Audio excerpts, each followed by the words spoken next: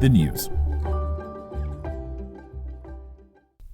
It looks like the art world may have its hands on a new Rembrandt. It's not a new Rembrandt per se, but rather a painting that had previously been thought to be from the studio of Rembrandt.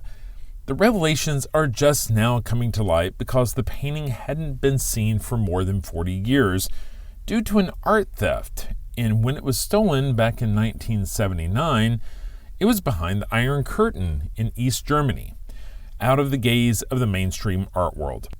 The painting was one of 5 stolen from Schloss Friedenstein in Gotha by a disgruntled train driver who enlisted the aid of a married couple to smuggle the works out of the country.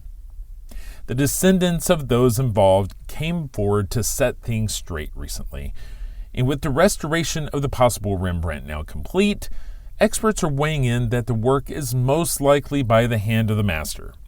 The composition is the same as a painting in the collection of Harvard University thought to be by Rembrandt, but the German version exceeds the Harvard painting in quality, leading scholars to now think that the stolen painting is the Rembrandt and the Harvard painting is a copy painted by a member of Rembrandt's studio.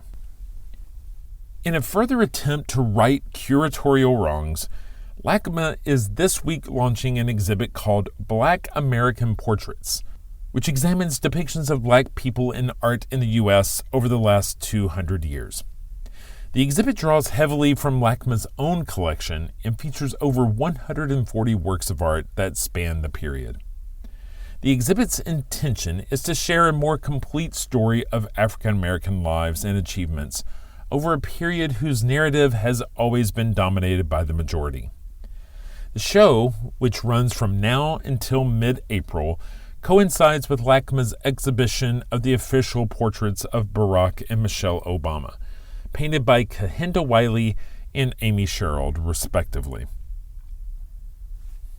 New York was abuzz last week with the 2021 edition of NFT.NYC, the most notable confab each year for the NFT space.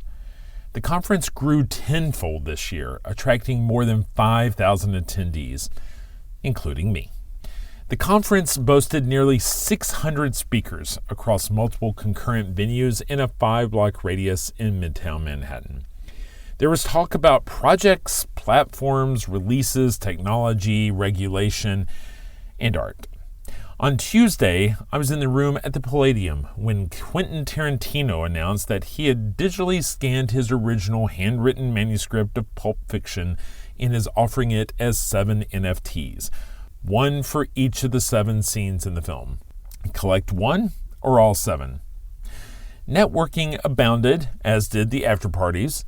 The event brought together the companies at work building the NFT ecosystem, as well as the artists and collectors that have enabled its growth.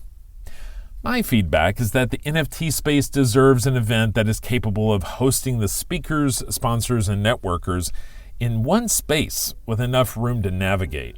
That certainly wasn't the case this year. But if the event grows another 10x, the organizers will definitely need a legitimate convention venue in 2022. That's all the time we have for this week. You've been listening to Art Sense. You can find the show on Apple Podcasts, iTunes, Google Play, Stitcher Radio, Spotify, or your favorite podcast app. If you've enjoyed this podcast, be sure to subscribe, and while you're there, please rate the show and leave a quick review. Your feedback is the key to other folks finding us.